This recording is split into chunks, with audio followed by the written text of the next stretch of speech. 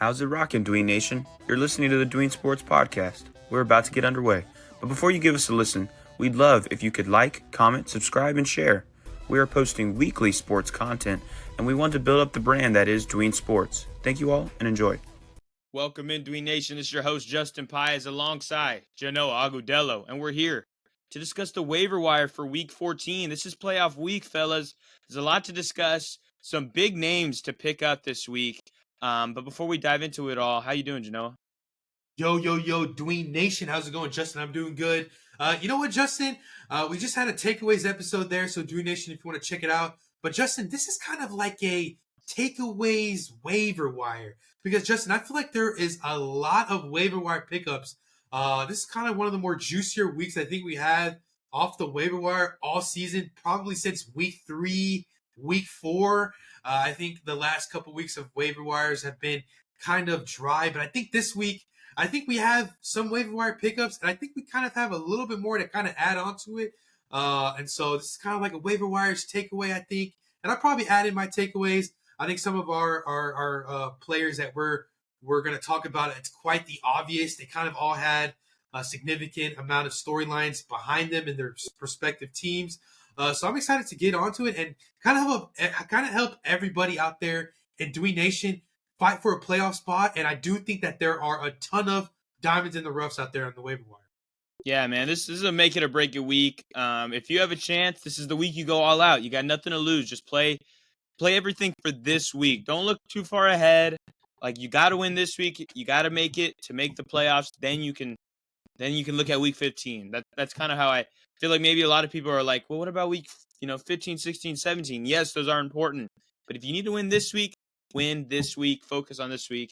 And we'll start that at the top with a guy who's surprisingly only owned in 9.5% of leagues. Jameis Winston is the quarterback one from week 13. Obviously, he just had the big game against the Broncos. But yeah, man, he just throws the rock all game. And yes, he's going to have turnovers. He had them this week. He had 2 turnovers. But the yards and the touchdowns that he throws and the volume of how much he's throwing, he is a must pick up. And just about, I don't even care who he plays. Obviously, last week before the Broncos game, he didn't score too much, but that was a big snow game. But any game that you don't see that as much, I expect just points. So I think he is a must pick up. Yeah, Justin, 9% of leagues that he's owned. I think that's absolutely crazy there. And you can look to start him over a ton of quarterbacks. I mean, I'm a big Texans fan, but I can make the argument that you can start Winston over C.J. Stroud. You can potentially start Jameis Winston over Mahomes. Aaron Rodgers, if you're starting him, I don't think you should going forward. Maybe, Jared Goff kind of slows down there. Now that, Detroit is closing in on that division, maybe they kind of, hold back a little bit. So definitely like Jameis Winston as a starter there. And his schedule doesn't scare me at all there. I think that he can go out next week in Pittsburgh. A rematch, a game that they had 2 weeks ago on Thursday night. There's a lot of animosity that ended that game last week. 2 weeks ago, excuse me. I think that the Steelers kind of had some, bad blood to kind of go at it with Cleveland. I think Cleveland felt like they won, but they were disrespected. So they had bad blood. Not to mention the loss that they took tonight at the hands of the Broncos. I feel like in this system, I want to let Dween Nation know that Joe Flacco and Amari Cooper last year were shining. Not to mention Njoku was on that team, and he was a part of it. And they didn't even have Nick Chubb there. So that's something to take into consideration. If you're going to pick up Jameis Winston, he could be the hottest waiver wire pickup of the week. And so I definitely like that going forward. Definitely like Jameis Winston. For me, Justin, I'm going to go with Bryce Young. And finally, the Panthers have some confidence going forward. And I know you have some Panthers that you want to talk about later in this episode, but I'm just going to focus on Bryce Young, right? In this offense, I think that they're kind of going away from running the football, and they're just going to go with pass. They know they're not going to make the playoffs this year. They just want to see what they have between Dave Canales and Bryce Young. And you know what? I'm all for it. I love it. And I think that what I saw yesterday, the Panthers didn't win. They came up short, but that wasn't Bryce Young's fault. He did leave the drive to kind of take the lead in the fourth quarter, that touchdown pass. And then Baker Mayfield kind of led a drive to send it to overtime. And then it looked like the Panthers were going to win. Then, unfortunately, my guy Chuba Hubbard fumbled. So none of this is on Bryce Young's tab and kind of to go into depth a little bit with Bryce Young. He almost hit 300 yards yesterday. He was just 2 yards short. He did throw for a touchdown. He had 25 fantasy points. So if you have that, 5-10 point bonus there for 300 yards, he could have had 30 fantasy points. And that's pretty darn good there. And kind of last week's showing against the Chiefs, didn't struggle, didn't turn over the football, also had 263 and a touchdown. And he's doing this without really anybody impressive from the wide receiver and tight end position.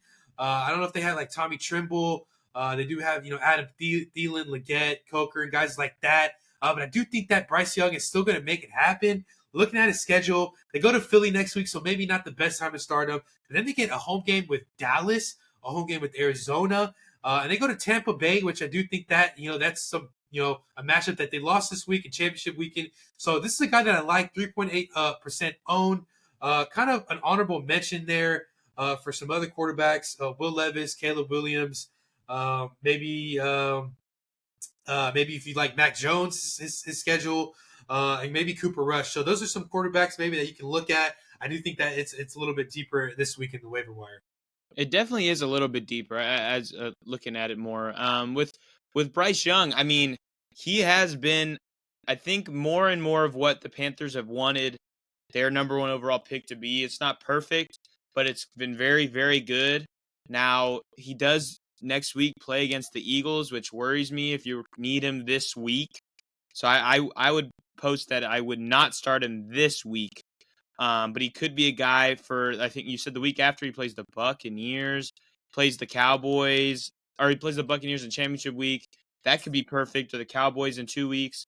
So that's kind of where I stand with that. But it's still, he's been very good, and I think he's worth a pickup, and he's widely available. So there's that with Bryce Young.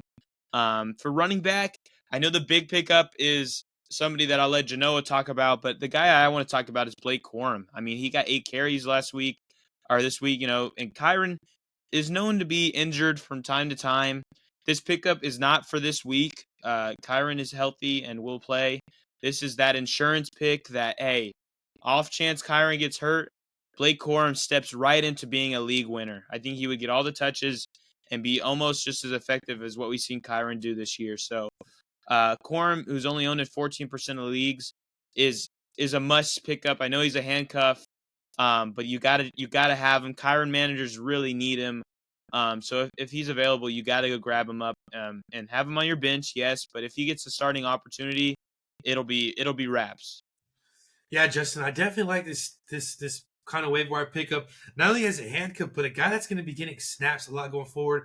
There was a report that I read last week that I think that Blake Corum was frustrated with the snap count, and I think he went personally to McVay and kind of orchestrated that. So that's the reason why, Justin, he got 8 carries for 42 yards there. And looking at Kyron Williams, I wouldn't say I'm panicking on him. But he's had some games where it's a little bit concerning. And you know what? He did score a touchdown yesterday, so I don't want to take that away from him.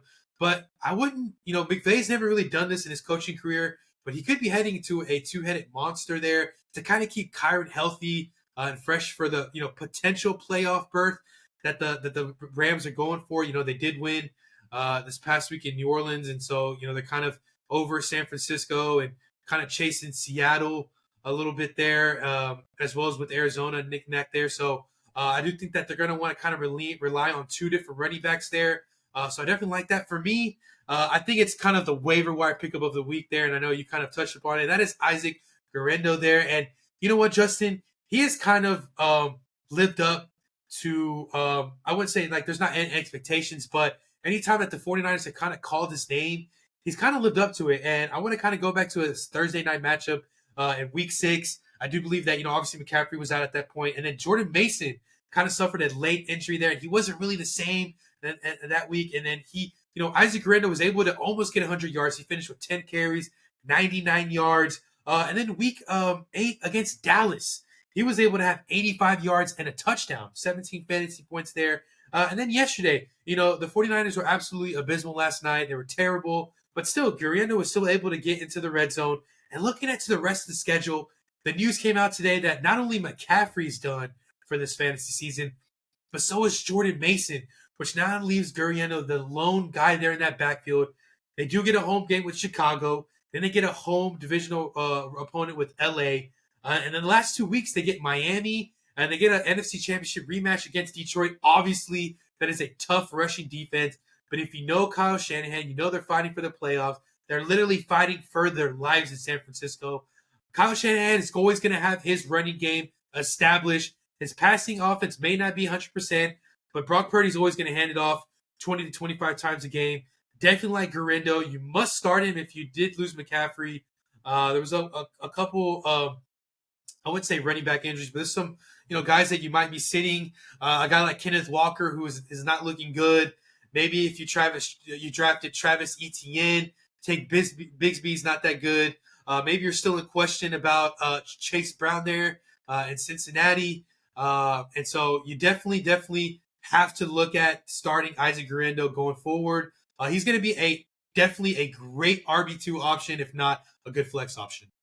Yeah, this was some crazy news to see McCaffrey go down. And then I feel like I didn't even know Mason was injured. And then bam, the McCaffrey news. And then right after was the Mason news. And nobody really expected it. So I expect Guerendo to be just about everywhere. I think you said, what is he, like 1% owned? It's crazy. So this is golden. Not golden. Injuries are the worst.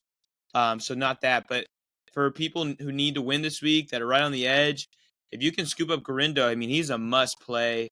I don't care who he's playing. A running back by the 49ers who's getting the majority of the workload is a start in my book.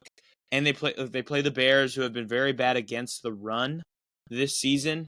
And the good news then is they're really good against the pass, so they're going to want to run it more. I think Guerendo is going to go bonkers next week. And he might be a league winner. I know we touted a couple people as league winning type of players, and then that can be overused. But the guy that you could just scoop up off the waiver wire of the year pickup, but it's happening in week 14, which is crazy. So rush to the waiver wire. Whoever gets him, maybe you could call it luck, but whoever's going to get him is going to be happy, and he's going to be able to use them right off the bat. So yeah, Guerendo's a great pickup. For me at wide receiver, I picked Adam Thielen. Old grandpa is back. He had, 10 targets. He had, I believe, 99 yards and a score. 8 catches, 99 yards and a score against the Buccaneers. He obviously has the tough matchup, as we talked about with Bryce Young against the Eagles, but I just think rest of the season, for this last haul, I think he's going to be the main target for Bryce Young. I got a little deja vu watching this game from last year and those first 7 weeks when Thielen was he was the wide receiver 2. Like, he was balling, or wide receiver 3, and he was killing it. And now you look at the wide receiver room, though, it's just there's not many options. I know Leggett has been a very solid rookie this year, but I think Thielen, this is like his last stand. I think he might be even done after this year. He put it on to these last few games just to give Bryce some confidence, help out your quarterback. And he's got a couple good matchups against the Cowboys and the Buccaneers, and you could argue even the Cardinals. But it's just not this next week. So, yes, if you need somebody this week, I don't advise to get Thielen into your lineups, but you could possibly use him in the fantasy playoffs. Yeah, Justin, I really like Adam Thielen, and that's a good point you point out there, Justin. Last year, he had a worse coaching staff there with Frank Wright in that first half of the season. Bryce Young was not really all the way settled in at that point. And they didn't even have Chuba as their star running back at that point. They were struggling with Miles Sanders in the backfield. I know, as Eagle fans remember Miles Sanders. But now I think that obviously the Panthers aren't going to be making the playoffs or anything like that, but they want to finish strong. I think Dave Canales is a respectable enough coach to push his players to just went out and see what they have in the offseason. So that's kind of like what this time of year for bottom tier teams like Jacksonville, Tennessee, Raiders, teams like that, including Carolina, to kind of see what they have going forward. They know they're not going to make the playoffs, but they just want to make assessments. They want to win. They don't want to, end up on sour notes. None of these teams do. So definitely like Adam Thielen as a pickup there for sure. He's a guy that you can plug and play. Really good flex option there going forward.